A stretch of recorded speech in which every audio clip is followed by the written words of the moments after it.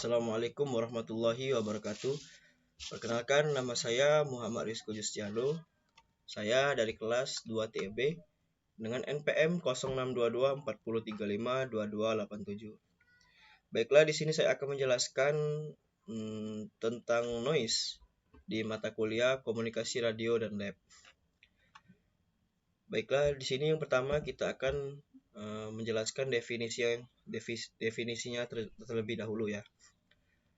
Definisi noise atau kebisingan atau juga disebut dengan derau dalam pengertian umum adalah suatu gangguan yang didengar orang. Tetapi dalam telekomunikasi, kata noise juga dipakai sebagai suatu istilah untuk gangguan listrik yang menimbulkan kebisingan yang dapat didengar dalam suatu sistem. Lalu, penambahan amplifier pada sistem penerima juga menambah kebisingan dan rasio sinyal terhadap kebisingan atau signal to noise ratio, yang merupakan kuantitas penting, bisa mengalami penurunan dengan penambahan amplifier.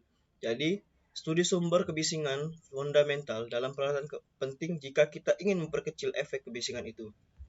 Berikut di sebelah kiri ini terdapat sebuah gambar, yaitu yang pertama gambar sinyal normal, dan kedua gambar noise atau draw.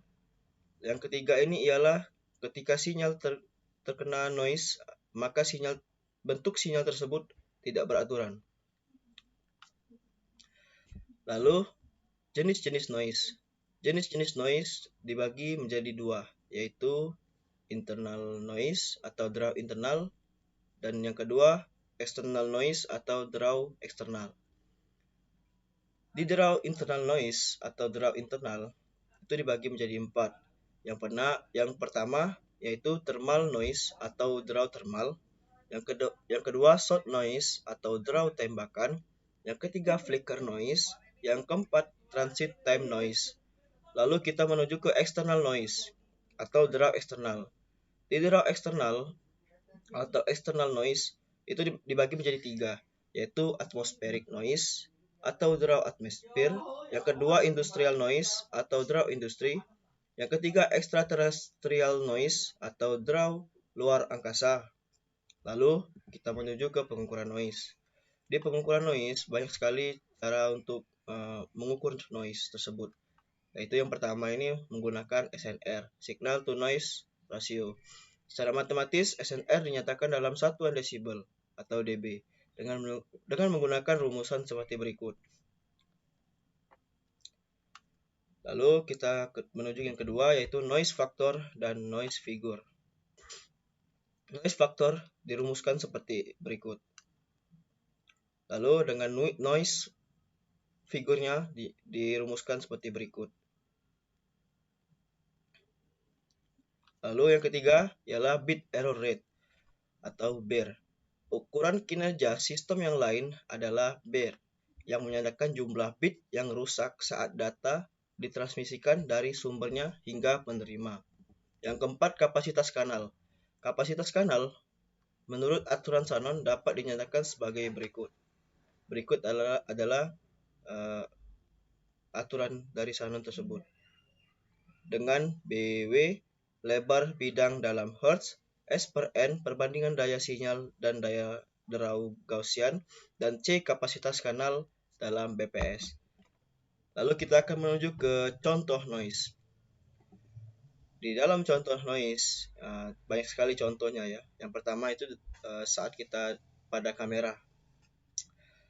Saat pada kamera, noise yang terjadi ialah pada gambar yang dihasilkan oleh kamera akan tidak maksimal, seperti buram, kurang tajam, atau terdapat bintik-bintik, dan lain-lain. Lalu, yang kedua, pada radio. Saat pada radio, noise yang dihasilkan oleh radio tersebut menjadi tidak jelas, di mana ditandai dengan bunyi kresek-kresek, dan bunyi tersebut tidak enak untuk didengar. Yang ketiga, pada televisi. Pada televisi, noise maka yang dihasilkan oleh televisi menjadi patah-patah dan tidak jelas gambarnya. Selain itu, suara yang dihasilkan juga tidak jelas dan terdengar patah-patah juga, dan tidak enak untuk didengar juga. Lalu yang keempat, pada peralatan perekam suara. saat kita merekam suara, baik itu menggunakan HP atau menggunakan mikrofon, itu noise-nya terdapat sebuah bunyi kresek-kresek atau bunyi yang tidak nyaman gitu. Itu hanya bisa diakali atau bisa dikurangi noise-nya menggunakan peredam noise. Peredam noise itu biasanya terdapat di mikrofon yang di bagian kepala itu. Lalu yang terakhir yaitu pada sensor. Pada sensor, noise yang dihasilkan ialah pengukuran sensor tidak akan sesuai dengan keadaan sebenarnya. Contoh nih, misalnya kita ingin mengukur sebuah suhu gitu ya, maka hasil pengukuran suhu tersebut tidak akan sama dengan keadaan sebenarnya. Itu terjadi karena bisa jadi itu sensornya rusak, kondisi lingkungannya tidak kondusif, dan sensor overhead atau terlalu panas. Berikut ialah penjelasan tentang noise dari saya. Mohon maaf jika ada kekurangan atau salah-salah kata penyebutan kata. Sekian dari presentasi hasil dari PPT untuk mata kuliah Komunikasi Radio dan Lab. Saya akhiri, wabillahi taufiq wal hidayah. Wassalamualaikum warahmatullahi wabarakatuh. Terima kasih.